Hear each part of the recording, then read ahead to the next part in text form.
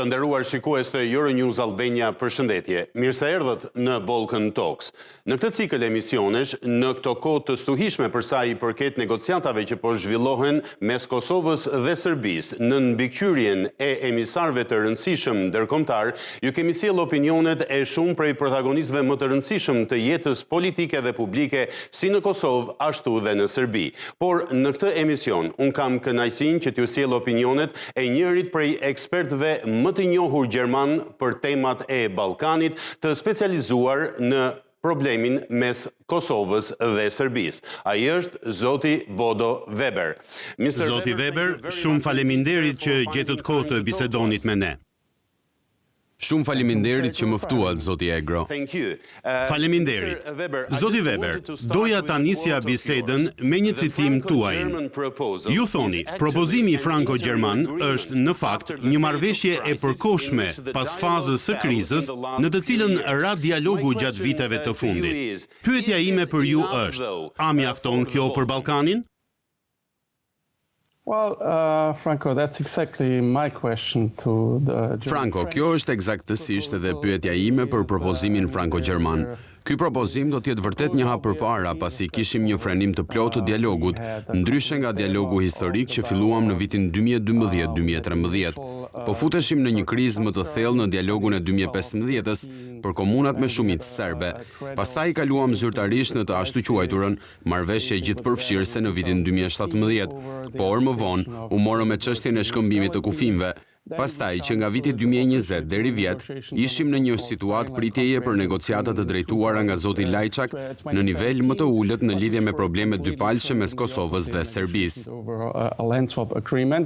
And then when that hit the road in 2020 until last year, we were in a kind of holding pattern. So with Mr. Lajčák negotiating over smaller, lower level bilateral issues between Kosovo and Serbia. So this now obviously is a step back to the... Kjo patjetër është një hap në negociatat për çështjen e statusit, por ka disa pyetje strategjike të cilat mendoj se s'kan marrë përgjigje dhe janë burim shqetësimi. E para është, pse të mos bëjmë një marrëveshje finale dhe gjithëpërfshirëse dhe të bëjmë një zgjidhje të ndërmjetme të një niveli më të ulët, siç e quaj unë. Pastaj lind dhe pyetja e dytë, si mund të asigurojmë këtë marrëveshje, sepse nuk është as përfundimtare as ligjore nga natyra e saj. Pyetja tjetër është nëse kjo është pjesë e një strategjie gjithëpërfshirëse afatgjatë nga Bashkimi Evropian dhe nga Shtetet e Bashkuara të Amerikës.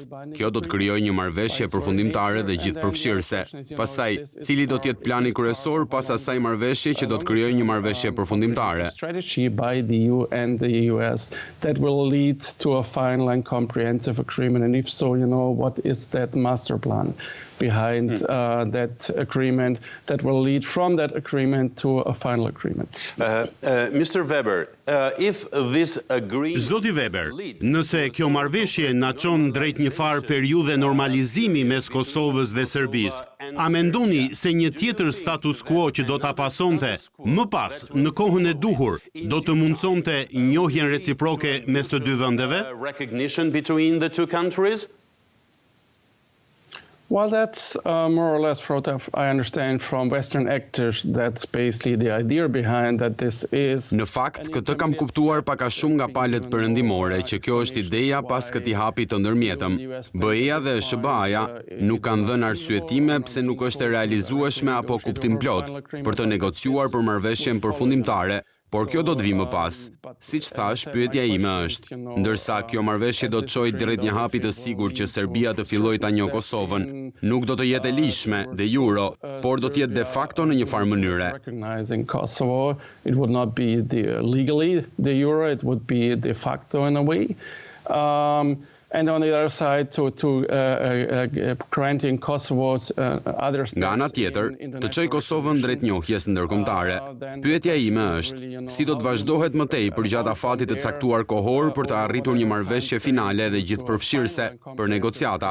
Kjo duhet të përfshi patjetër ato që janë thënë si nga Gjermania ashtu edhe nga SBA-ja.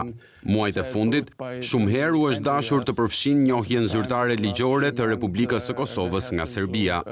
Formal legal recognition of the Republic of Kosovo by Serbia. It's always a very complicated situation when you deal with major affairs in the Balkans. Mbetet gjithmonë një situatë shumë e ndërlikuar kur merresh me problemet kryesore në Ballkan.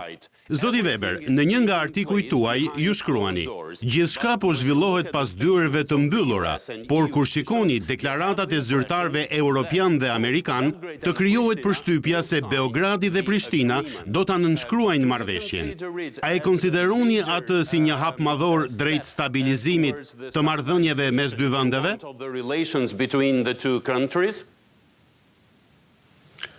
Well, as I said, yes, in a way, if this is going according to plan, according to what's the idea behind this, should lead to Kosovo getting some recognitions like memberships, like in the Council of Europe. Po, siç thash, nëse kjo ecën sipas planit, sipas idesë që fshihet pas, duhet të çojë drejt disa njohjeve për Kosovën, anëtarësimi në Këshillin Evropian, në Interpol, në UNESCO.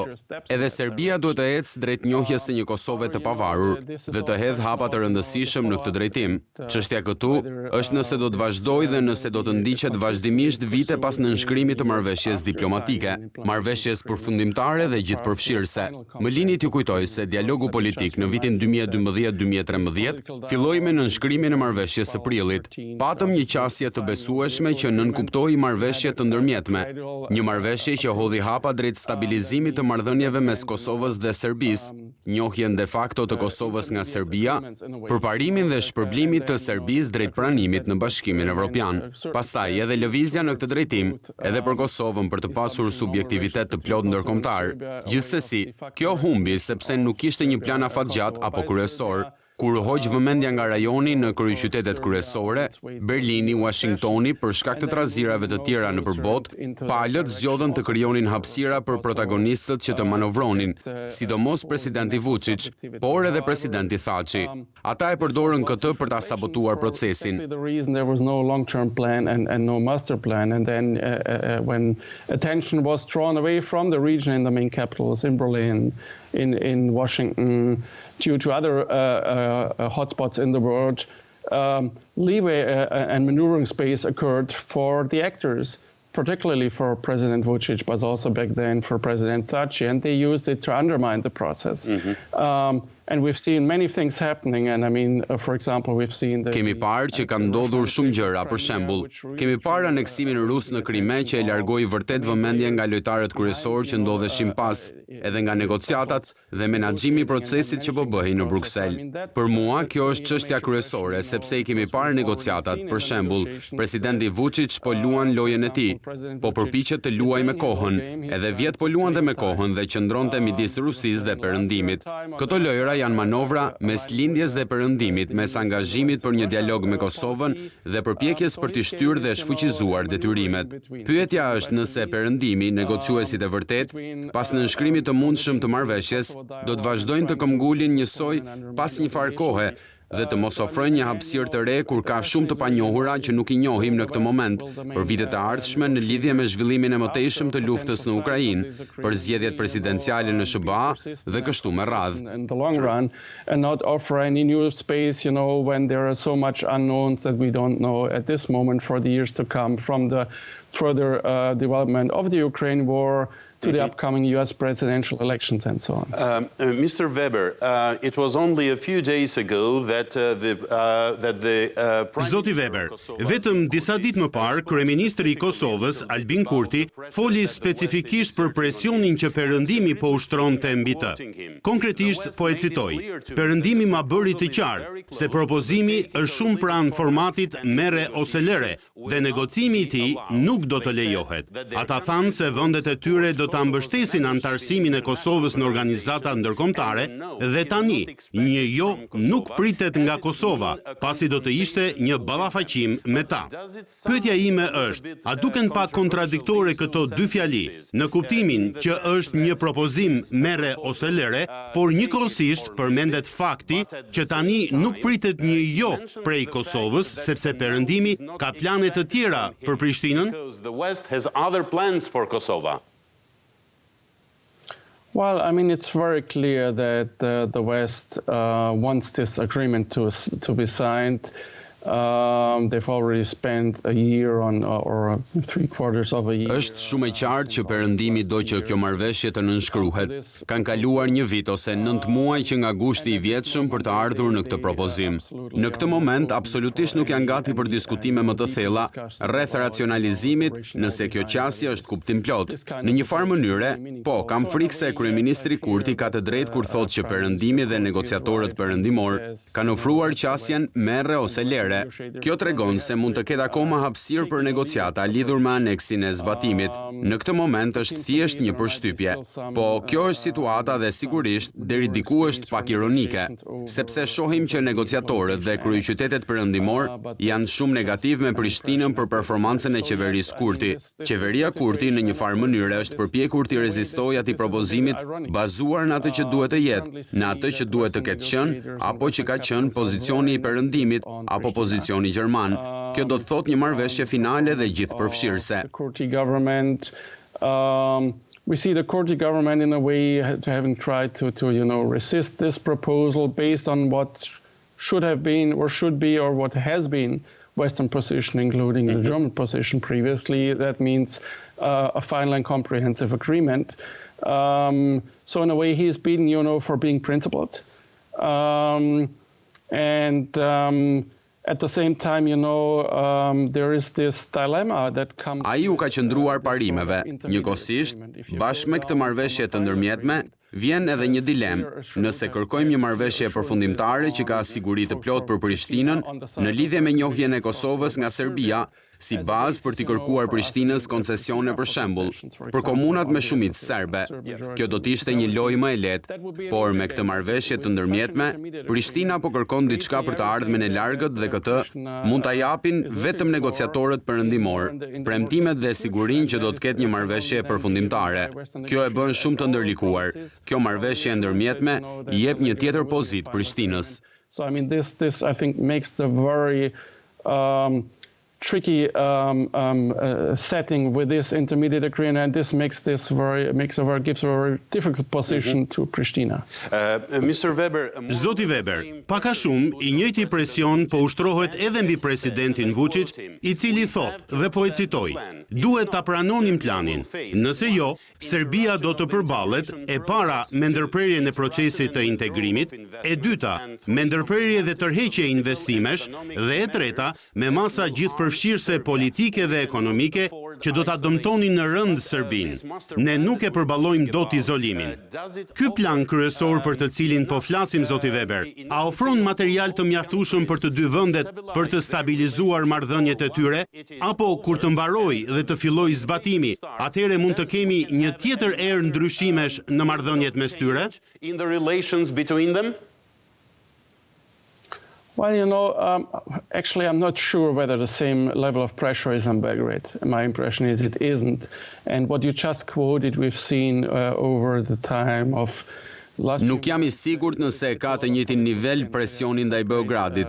Unë kam përshtypjen se jo. Siç e cituat ju, kemi parë me kalimin e kohës që muajt e fundit ka pasur propaganda politike. Duhet të ndajmë propagandën e presidentit Vučić nga presioni I vërtet. Propaganda e tij në këtë marrëveshje ishte shumë larg propozimit të vërtet. Për ta përmbledhur, kam dyshime se presioni mbi Beogradin është aq I fortë sa paraqet presidenti Vučić në publik. Në një farë mënyre, me këtë marrëveshje do të detyrohet të bëjë një kthes në qëndrimin për marrëdhëniet me Kosovën në publik, sepse janë ndryshuar vitet e fundit që dialogu ka qenë në krizë. Vučić duhet të ketë ndryshuar plotësisht komunikimin e brendshëm në Serbi, që nga dialogu 2012-2013. Sa për rikujtesë, kryeministri atëhershëm Dačić dha një intervistë shumë të bukur dhe mbreslënëse në 2013 për nënshkrimin e marrëveshjes së tyre, duke I thënë publikut serb se duhet ta pranojnë realitetin që Kosova ka ikur. Astonishing one in 2013 around the signing of the April Agreement, telling the Serbian audience, the public, that they have to face reality that Kosovo is gone. That rhetoric has completely changed as the dialogue was slipping into crisis over the last many years. So he needs to make a public U-turn. Kjo retorik ka ndryshuar plotësisht dialogun që ishte në krizë për shumë vite. Duhet të bëjë një kthes 180 gradëshe në publik. Pra nuk jam I sigurt që ai ka shumë presion dhe siç thash, kjo ngre pikpyetje sepse ne kemi parë administratën e mëparshme amerikane, administratën Trump, që kanë qenë shumë të mirë dhe miqësor me Beogradin dhe as pak kritikues. Besoj se presidenti Vučić po luan në kohë dhe mban shpresat e zgjedhjeve të ardhshme elektorale në SBA, një president të ri republikan ose edhe kthimin e vet presidentit Trump, po pret ndoshta edhe për të evituar atë se çfarë do t'i duhet të firmos ai. Coming back and then maybe even evading, what he is currently having to sign in this. Mr. Weber, Zoti Weber, në një nga artikujt tuaj ju shkruani: me fillimin e luftës në Ukrainë, perëndimi është shumë më mosbesues ndaj Serbisë dhe gjithashtu për shkak se po zbaton politikën e vet të qëndruarit në dy karrige njëkohësisht, ndaj nuk ka më një tolerancë të tillë. A mendoni se përmes kësaj marrëveshje do të ushtrojnë më shumë presion ndaj Serbisë, së pari për ta njohur Kosovën dhe së dyti për të vendosur sanksione ndaj Rusisë, me që është I vetmi vend në Europë që nuk e ka bërë një gjë të tillë deri më tani? Well, exactly what you quote is correct. Since February 24, the mood in Brussels and in capitals has very much sharply changed towards Belgrade. Even among conservatives. Citimi juaj është I saktë, që më 24 shkurt atmosfera në Bruksel dhe në kryeqytete ka ndryshuar goxha kundrejt Beogradit edhe në rrethet konservative në Partinë Popullore Evropiane në Bruksel dhe ky është një moment shumë vendimtar. Megjithatë, nuk e kemi parë politikën perëndimore të bëjë kthesën e madhe, nuk kam parë atë ultimatum. Nuk e kemi parë të ashtu quajturin propozimi franko-gjerman kundrejt regjimit të Vučić duke I vënë sanksione Rusisë për t'i dhënë fund politikës së dyfisht të qëndrimit në dy karrike me lindjen dhe perëndimin. Përkundrazi, Vučić ka arritur ta përshpejtojë atë politikë manovruese mes lindjes dhe perëndimit, duke eliminuar një ultimatum nga pala perëndimore. A clear, ultimatum from the Western side. So I mean that's the open question here. Is this part on the Western motives and plans, if there are any? Is this? Kjo është pyetja. A është pjesë e motiveve dhe planeve perëndimore, apo ky propozim franko-gjerman është pjesë e një politike të BE-s dhe SBA-s që do t'i jap fund hapësirës manovruese të Vučić, dhe kjo do të jetë pjesë e një riorientimi të madh strategjik, ose do të shohim një tregti për dialogun Kosovë-Serbi për procesin gjeopolitik të Serbisë, që do të thotë se ndoshta Vučić do të ketë më shumë liri veprimi në pozicionin e tij me Rusin në luftën me Ukrainën ose me nënshkrimin e kësaj marrëveshjeje. Në këtë pikë nuk është e qartë. Russia position, Ukraine were position for signing this agreement. It's not clear at this point in time. I would like your views, Mr. Weber. Zoti Weber, do doja të dija opinionin tuaj për një element të rëndësishëm. Javën e kaluar, zoti Çollet, ambasadori Derek Çollet dhe pastaj edhe ambasadori Escobar kanë qenë të qartë. Po citoj zotin Escobar: për ne, njohja e ndërsjellët duhet të jetë qëllimi përfundimtar dhe më I rëndësishëm. Ndërkohë, propozimi franko-gjerman nuk e ofron në një kohë kur 2 vite më parë, presidenti Biden I dërgonte mesazhe presidentes Osmani dhe presidentit Vučić, ku ai këmbgulte akoma më shumë që njohja e ndërsjellët duhet të jetë në qendër të negociatave. A mendoni se ka një mospërputhje mes këtyre dy qasjeve? Well, no, I don't see it. I mean, we've seen such statements by Mr. Escobar also earlier in the process. We've had a clear statement. Jo, nuk besoj. I kemi dëgjuar deklarata të tilla nga zoti Escobar më herët në proces. Kemi pasur një deklaratë të qartë, shumë më të qartë nga kancelari gjerman Scholz. Vitin e kaluar, gjatë vizitës së parë të kryeministrit Thaçi dhe presidentit Vučić në udhëtimin e tyre në qershor në rajon, ku qartësuan pozitën e tyre, sidomos të Gjermanisë në lidhje me njohjen. Serbia duhet të përballet me këtë. Këtu nuk shoh kontradikta. Siç thash, nuk është çështja nëse perëndimi, BE-ja dhe SBA-ja kanë një plan të qartë afatgjat për të arritur nga ky propozim apo nga kjo marrëveshje në një marrëveshje përfundimtare dhe gjithëpërfshirëse për njohjen, apo nëse kanë zgjuarsinë strategjike për të drejtuar atë proces shumë vjeçar, gjithë këtë kohë me një far plani kryesor, pasi siç kemi parë në dialoget në të kaluar parën, përmes drejtimit dhe orientimit strategjik, jo shumë të qartë, i është ofruar veçanërisht Beogradit një hapësirë politike, një devijim rruge për ta shfuqizuar sërish procesin dhe për të mos arritur në atë qëllim përfundimtar që duhet ta kemi parasysh. Kjo është bërë e qartë nga palët kryesore, nga liderët kryesor, para se të fillonte dialogu politik, i cili filloi pak a shumë me deklaratën e kancelares së atëhershme Merkel, kur ndryshimi i kufijve në Ballkan kishte marrë fund. Megjithatë, Beogradi në 2012 vendosi të merrte pjesë në atë proces, ku ishte bërë shumë e qartë që pjesë e rregullave të lojës ishte të pranonin pavarësinë e Kosovës dhe fundin e luftës. In the Balkans is over, and nevertheless, Belgrade in 2012 decided to take part in that process, in which it meant it was very clear that, part of the game of the rules is that they will have to accept the independence of Kosovo and in the end also the euro. Mr. Weber, we mentioned earlier Ambassador Çolet and... Zoti Weber, përmendëm më herët ambasadorin Çolet dhe në një nga përgjigjet tuaja ju folët për asociacionin e komunave me shumicë serbe që duhet të krijohet në Kosovë. Do doja të flisja për një deklaratë të ambasadorit Çolet i cili thotë: si miku dhe aleati më i afërt i Kosovës, besojmë se asociacioni do të përmbush një element shumë kyç të nevojshëm për ndërtimin e së ardhmes së saj si një shtet sovran, multietnik, i pavarur dhe integruar plotësisht në strukturat euro-atlantike. Kjo është një deklaratë shumë e fuqishme nga një njeri shumë i fuqishëm, por kryeministri Kurti ende bën rezistencë. Përse sipas jush? Well, I mean, I guess there are two aspects. One is you have to recall that Vetëvendosje, since the very day of the signing of the April Agreement 2013, has resisted and rejected the association. Them se ka dy aspekte. E para duhet të kujtojmë që vetëvendosja që nga dita e parë në nënshkrimin të marrëveshjes së prillit 2013 e ka refuzuar asociacionin. Ka disa problematika politike dhe do thosha disa politika dhe ideologji nga ana e kryeministrit Kurti dhe vetëvendosja e refuzoi atë pjesë të marrëveshjes së prillit. Elementi tjetër që e mendoj të rëndësishëm të kujtohet është sepse humbet gjatë diskutimit aktual, përfshirë edhe në deklaratat e zyrtarëve amerikan.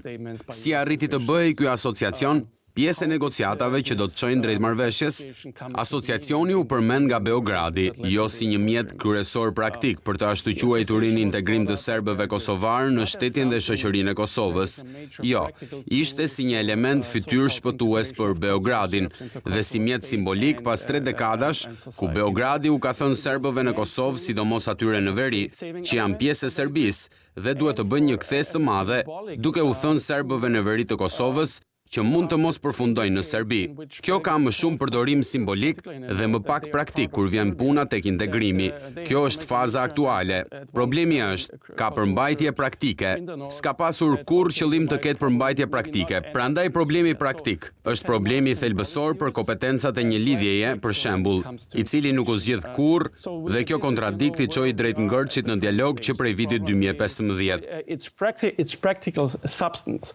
It was never meant to have practical substance, and that's why, the practical issues, the substantial issues, for example, about the competencies of an association, were never solved, and the controversy over them led to the deadlock in the dialogue way back since 2015. So. Fast forward, to 20... Tani, në vitin 2023, Perëndimi ka vendosur të nxjerrë një marrëveshje të ndërmjetme që sigurisht krijon një problem dhe duhet të përballen me elementet e pazbatuara të marrëveshjeve të mëparshme. Tani ka edhe një konflikt të përshkallëzuar në veri që është bërë problem për zbatimin e asociacionit. Zoti Vučić ja ka dalë me sukses deri në një farmase, duke e cilësuar si problemin kryesor të pjesëve të pazbatuara të marrëveshjeve të mëparshme, shumë prej të cilave nuk janë zbatuar nga Beogradi. Këtë e kanë shpërfillur dhe negociatorët perëndimor.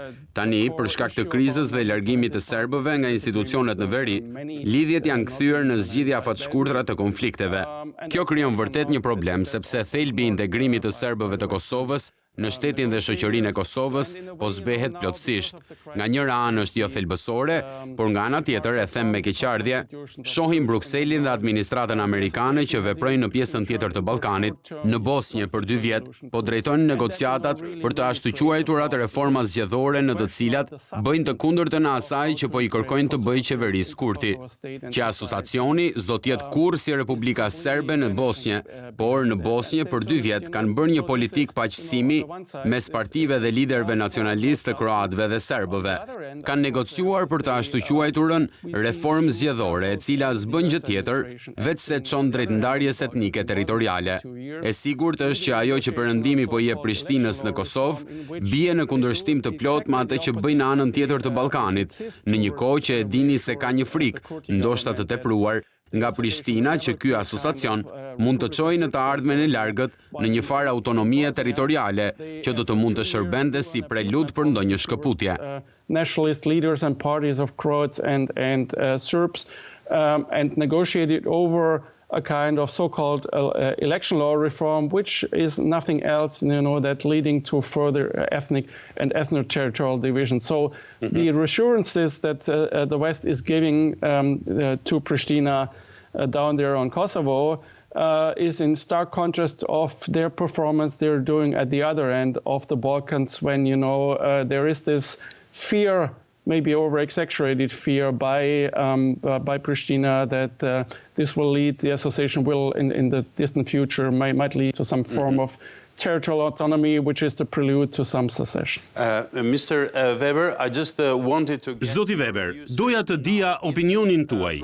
Nëse ky propozim kthehet në marrëveshje dhe të dyja palët do ta nënshkruajnë dhe do të jetë e monitoruar dhe e firmosur nga përfaqësuesit e vendeve më të fuqishme në botë, a do të shërbejë ai si një bazë fortë që 5 shtetet anëtare të Bashkimit Evropian, që nuk e kanë njohur deri tani pavarësinë e Kosovës, ta njohin atë më në fund?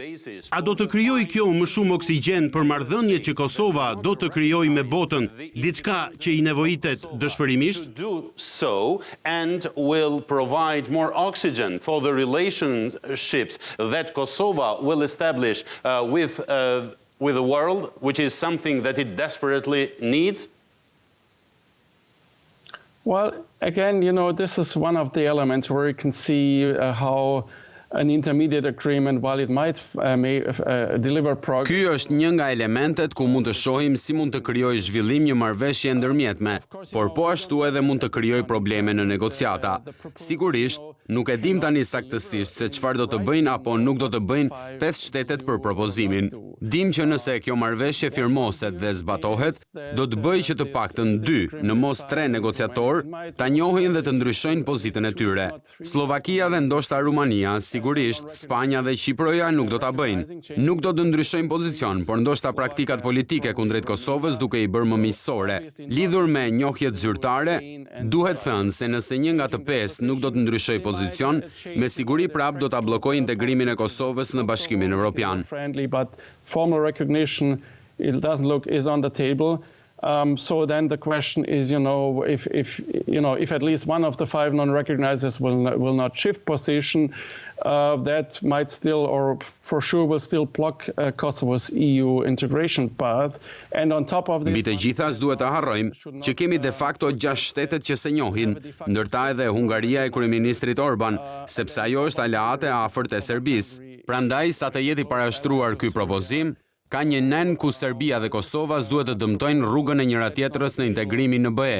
Zoti Vučić e ka të lehtë përmes zotit Orban të bllokojë, të vazhdojë të bllokojë rrugën e Kosovës në BE pa pasur nevojë të bëjë ndonjë gjë publikisht në këtë drejtim. Ju kujtoj edhe që në marrëveshjen e vitit 2013 e kemi pasur atë nen ku Kosova dhe Serbia nuk do të bllokojnë rrugën e njëra tjetrës në integrimin në BE dhe dukshëm kjo nuk ka pasur fare ndikim. Publicly in that direction, and also remind you that in the 2013 agreement, we already had that sentence article in there that Serbia and Kosovo will not block each other's EU integration path, and that had obviously no impact. Jemi afër fundit të këtij programi, zoti Weber, por nga përgjigjet tuaja mendoj se nuk jeni shumë optimist për një të ardhme më të mirë lidhur me marrëdhëniet mes Kosovës dhe Serbisë përballë procesit të tyre të integrimit në strukturat e Bashkimit Evropian.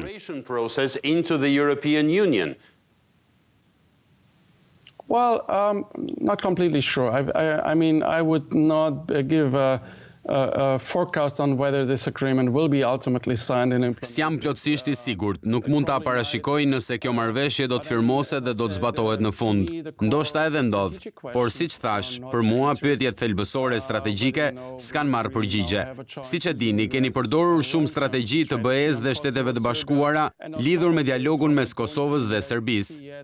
Por mbi të gjitha, ajo që nuk shoh akoma dhe që mendoj se është e nevojshmja, është kthesa strategjike e plot afatgjat nga perëndimi mbi regjimin e Serbisë dhe Vučić. We need to have a policy that clearly puts an ultimatum to Belgrade. Duhet të kemi një politikë që I vë një ultimatum Beogradit për gjeopolitikën e tij.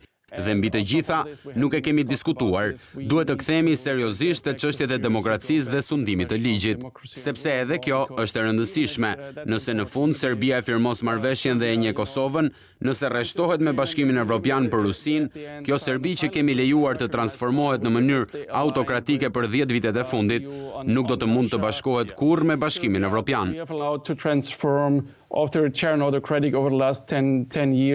Will never be able to join the European Union. Zoti Weber, faleminderit shumë për kohën dhe për mendimet që ndat me shikuesit e Euronews Albania. Ju jam mirënjohës. Faleminderit që më ftuat. Faleminderit. Të nderuar shikues të Euronews Albania, ky ishte Balkan Talks për ditën e sotme. Deri në takimin ton të radhës, nga unë Franko Egro, faleminderit për vëmendjen dhe miru takofshim.